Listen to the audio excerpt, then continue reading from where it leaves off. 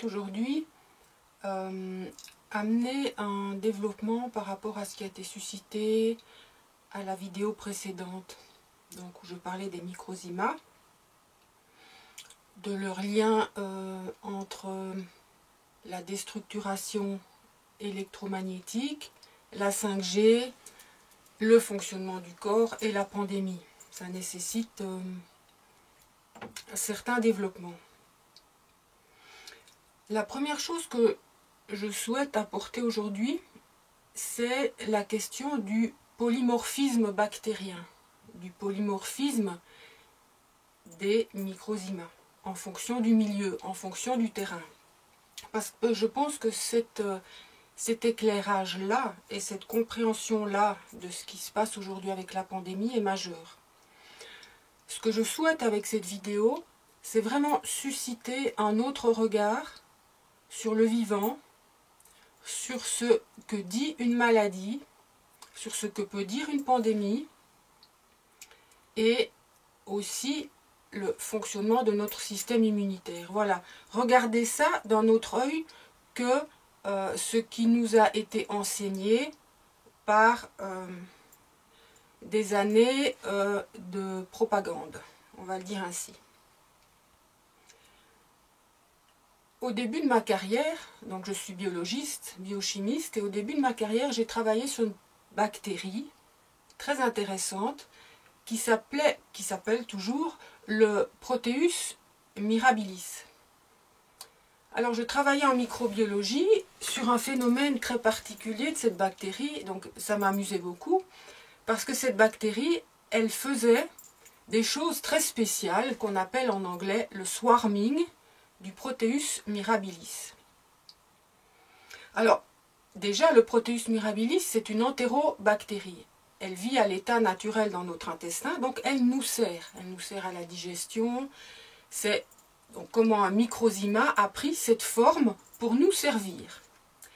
Mais cette bactérie, elle peut faire des infections en fonction du terrain et en fonction de notre psychisme.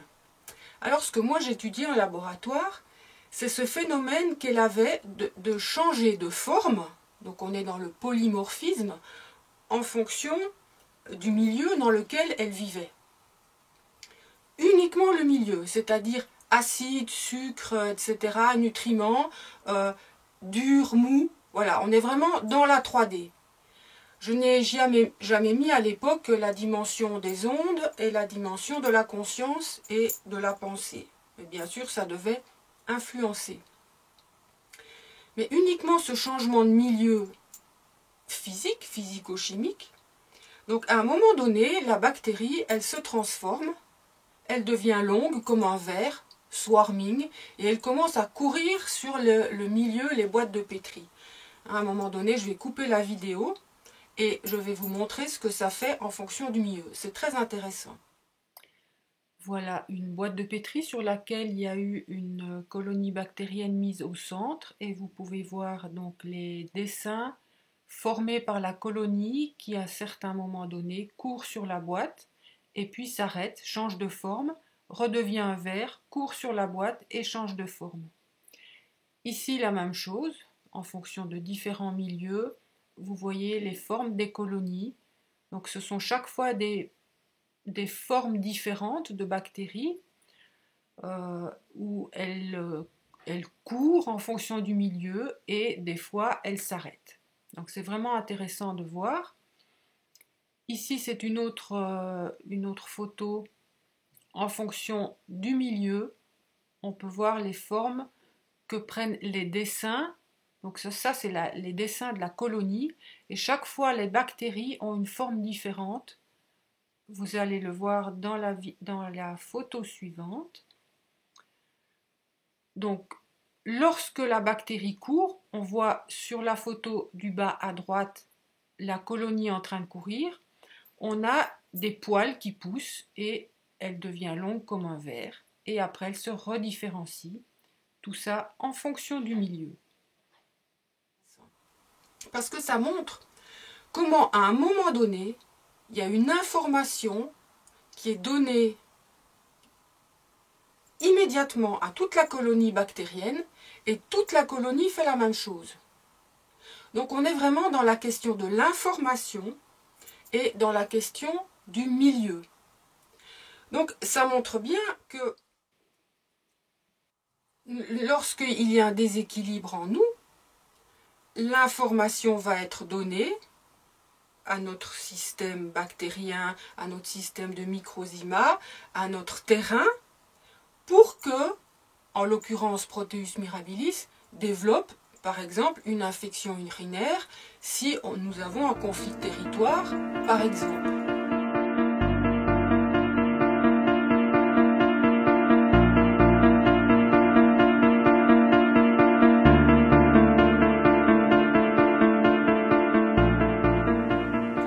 Donc ça m'a touché de voir comment ce polymorphisme bactérien était vraiment le sujet de ma première étude à la sortie de l'université.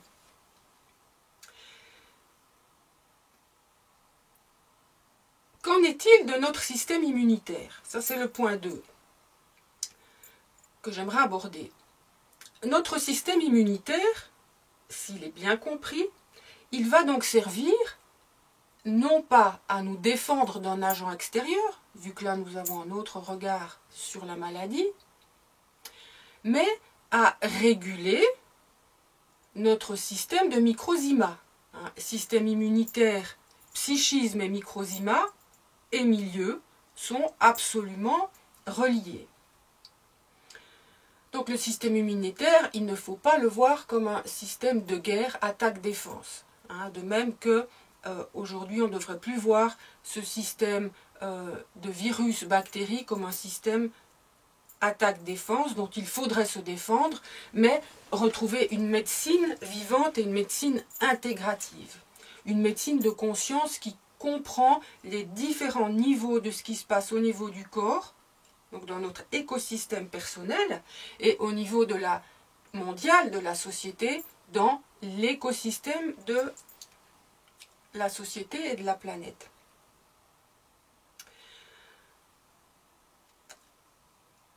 Les seuls moments où nous avons des attaques extérieures qui entrent dans nos corps, qui nous intrusent, ce sont les vaccins, ce sont les toxines, ça pourrait être aussi les parasites, mais encore une fois, les parasites, il n'y a pas n'importe qui accueille les parasites, donc c'est une question de terrain. Et notre terrain est absolument lié, la manière dont ça prolifère en nous, dont les microzymas vont se différencier, ça va vraiment absolument dépendre de nos failles psychiques. Tout ça, c'est sous le contrôle de notre psychisme, donc des ondes envoyées par notre cerveau. Et on l'a vu avec aussi les travaux du docteur Hammer, toute maladie dans le corps a un foyer dans le cerveau, donc il y a un lien. Donc, notre système immunitaire nous sert à nous et pas à nous défendre contre l'extérieur. Alors, qu'est-ce que la contagion? Je me suis vraiment intégré cette question pendant plusieurs jours. Qu'est-ce que la contagion au regard de tout cela? J'ai pu lire là, ce matin, un texte dans un journal qui parle du Covid et qui dit « L'infection qui tétanise le monde ». Ah, tétanise. Nous sommes dans la question de la tétanie, c'est-à-dire de la peur avec l'incapacité de fuir. Donc retenez bien ça parce que je vais y venir. Donc au niveau de la contagion, il faut déjà tenir compte de notre système psychique, notre écosystème personnel et notre écosystème de masse. Nous sommes constamment confrontés entre le lien entre notre écosystème personnel et l'écosystème de masse et savoir que notre écosystème personnel, il est lié à cet espace transdimensionnel qui œuvre, le vivant, donc qui passe dans nos corps et qui œuvre à travers les microzymas, à travers nos chakras, à travers nos cellules, à travers notre ADN, à travers notre vibration. Donc notre taux vibratoire, à travers l'information que nous générons. Donc c'est des conflits d'informations, toute cette histoire de contagion. Il y a nos informations personnelles et l'information de la masse qui nous dit une infection qui tétanise le monde. Effectivement, quand nous regardons ce qui se passe, c'est absolument lié à une peur fondamentale de la mort dans un système dangereux dont nous n'avons pas la capacité de fuir. Alors d'où ça viendrait ça? Bon, notre corps physique humain, c'est un corps animal. Il est fait pour fuir. Il y a un danger qui arrive, nous fuyons. Tout va bien. Mais si nous ne pouvons pas fuir, là commence le problème, c'est-à-dire qu'au niveau psychique, nous allons prendre des stratégies corporelles, donc nos microzymas vont faire en sorte que nous pouvons tenir et essayer de vivre dans un monde mortel. Et ça va aller jusqu'à la mort, parce que la mort n'est-elle pas notre capacité de fuir ou de nous guérir dans un monde qui est invivable. Alors quel serait l'élément très pervers de ce système d'où nous sommes prisonniers? Je ne peux pas fuir d'une agression. Si nous prenons la 5G, si nous prenons les ondes, j'en reviens à la déstructuration électromagnétique, qu'est-ce que nos corps ressentent? Nos corps ressentent une agression permanente dont nous ne pouvons pas fuir. Comment fuir actuellement avec ces ondes qui sont partout? Alors prenons la ville de la 5G, donc Wuhan, où est censé avoir émergé le Covid. Et moi je pense vraiment, vraiment fondamentalement et dans mon intime conviction que c'est relié. Il y a ce système dont les habitants ne peuvent pas fuir, et qu'est-ce qu'ils mettent en place? Une maladie pulmonaire, avec l'incapacité de respirer, donc l'incapacité de trouver, donc le sens de la maladie, c'est oh, j'ai besoin d'air, j'ai besoin de vivre, quel est le sens de ma vie? J'ai besoin d'exprimer ma peur fondamentale que je vais mourir dans ce système-là. Hein, c'est vraiment les poumons, la gorge, l'expression de soi. Qu'est-ce que je fais pour vivre, pour essayer cette tentative de vivre dans un monde dont je ne peux pas fuir? C'est fondamental, c'est le sens, pour moi, le sens de la maladie Covid. Et la contagion, elle est là. C'est-à-dire que tout le monde a cette peur-là et qui est en plus augmentée par les médias. Donc la peur d'un agent extérieur dont il faudrait se défendre. Sauf que cet agent extérieur dont il faudrait se défendre n'est pas la maladie, n'est pas le virus, mais le monde déstructuré dans lequel nous vivons.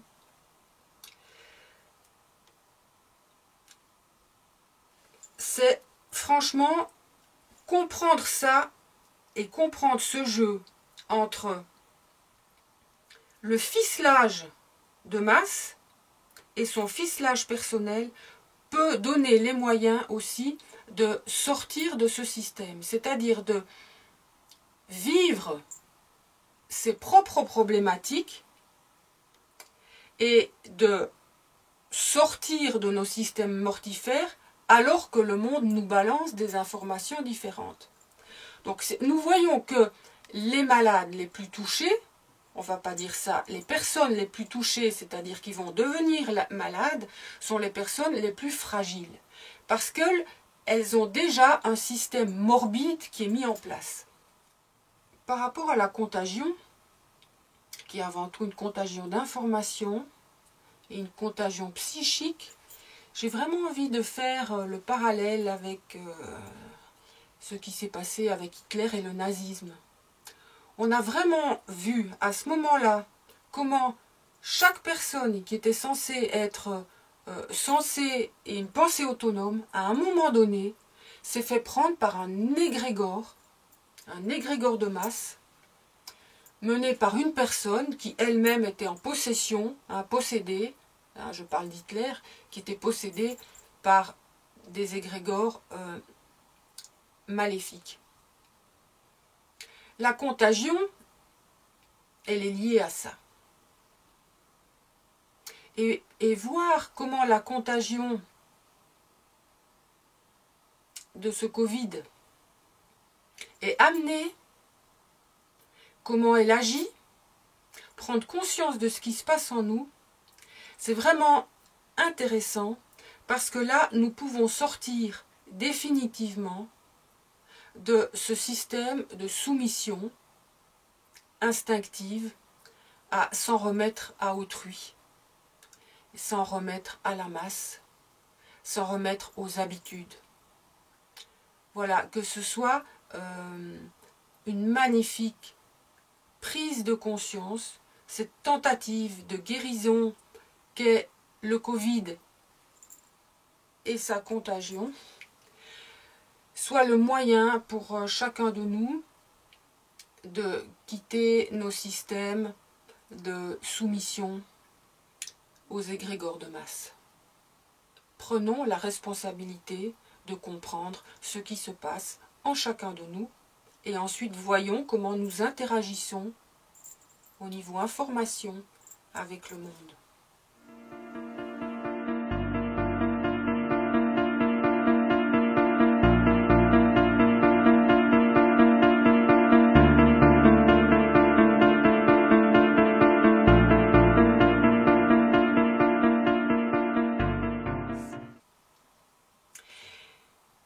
Je reviens à d'autres pandémies qu'il y a eu dans les années passées, et les grandes pestes, le choléra, etc. Ça a toujours été en lien avec des guerres, avec des famines et avec des catastrophes naturelles. La pandémie, elle est liée à la peur fondamentale de quelque chose dont on ne pourrait pas fuir. Le seul moyen de fuite choisi par l'homme, par les systèmes inconscients de l'homme, on va le dire ainsi, ça a été la mort. Mais aujourd'hui, nous pouvons avoir les moyens, en restructurant nos corps par une méditation d'ancrage. Alors, je m'adresse ici à toutes les personnes qui ont suivi des ateliers avec moi, qui ont appris les techniques d'ancrage. Le lien entre la 3D, le lien multidimensionnel, jusqu'à l'alimentation de cette réalité, de cette vérité absolue qu'est la source, peut et va, si vous pratiquez, transformer votre taux vibratoire, vous alimenter de votre énergie source personnelle pour vivre dans un monde terrifiant. On est là, on en est tous là, et ça va être à chacun, à chacune de nous, de trouver le courage, le temps, le courage de l'engagement, et aussi, je dirais, le courage de transformer ses propres croyances. Parce qu'il y a quelque chose dont on m'a parlé, et que j'ai pu remarquer en ayant été thérapeute pendant des années, dans le milieu alternatif où les personnes savent qu'elles sont responsables de leur maladie et qui sont toujours malades, il y a une grande culpabilité qui se développe. Comment ça se fait que je suis malade alors que je sais ça? Ça, c'est une chose. Ou bien, comment ça se fait que cette personne si éveillée est morte d'un cancer? Déjà, ce sont des jugements de valeur sur une situation que nous ne connaissons pas. Lorsque nous regardons ce que vit quelqu'un d'autre. Ah oui, de grands maîtres sont morts de cancer. Tout à fait. Ça pourrait faire le sujet d'une vidéo, donc je ne vais pas m'attarder là-dessus. Mais par rapport à la culpabilité, c'est majeur. La culpabilité, c'est le truc le plus épouvantable que nous avons mis en place pour nous auto-saboter. Donc, ayez le courage de regarder en vous vos zones d'ombre, faites-vous accompagner, regardez où se situe votre culpabilité, votre empêchement de vivre, parce que la culpabilité, c'est un empêchement de vivre à plein poumon. Qu'est-ce qui nous auto-sabote? Ça, on le voit souvent dans les ateliers. C'est vraiment le truc majeur, c'est la culpabilité. Donc dans les milieux alternatifs, ouais, je sais tout ça, comment ça se fait que je suis quand même malade alors que je fais attention, etc. Ben, aimez-vous. Aimez-vous avec vos failles, aimez-vous avec votre ombre. C'est vraiment le conseil que je donne.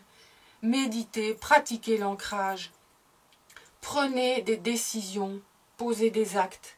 Ayez le courage de voir ce qui ne va pas dans vos vies et de poser les actes pour le transformer. Des fois, c'est changer de lieu. Des fois, c'est carrément changer de métier. Mais le changement ne se fait qu'avec la conscience. Il ne faut pas que ce soit une fuite. Il faut que ce soit une transmutation. Voilà, ben ça pourrait être le sujet, c'est le sujet d'atelier complet. Mais je voulais en parler de cela aujourd'hui.